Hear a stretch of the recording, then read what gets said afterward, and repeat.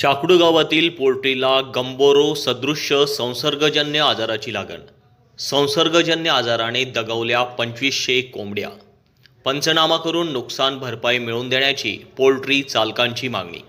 याबाबत सविस्तर वृत्त असे की, महिला आर्थिक विकास महामंडळ कार्यालय धुळे अंतर्गत शिरपूर तालुक्यातील चाकडू गावात भाग्यश्री स्वयंसहायता महिला बचत गटाचा कुक्कुटपालन हा व्यवसाय सुरू आहे. सदर शेडमध्ये 2500 गावरान कोकरेल जातीच्या कोंबड्यांचे पालन व संगोपन केले जाते.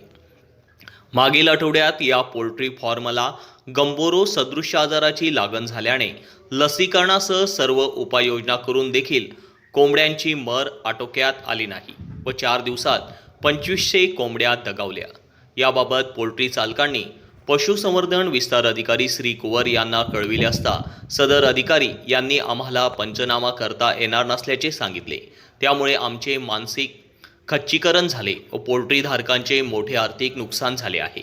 सदरील जबाबदार अधिकारी यांनी आम्ही आदिवासी असल्या कारणाने तुच्छतेची वागणूक दिली.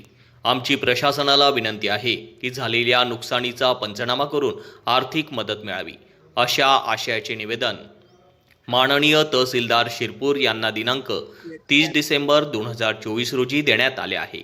यावेळी निवेदन देताना सुरेखा दशरथ पावरा अध्यक्ष, मंतू मोतनभिल सचिव, भाग्यश्री स्वयंसहायता महिला बचत गट चाकडू यावेळेस उपस्थित होते.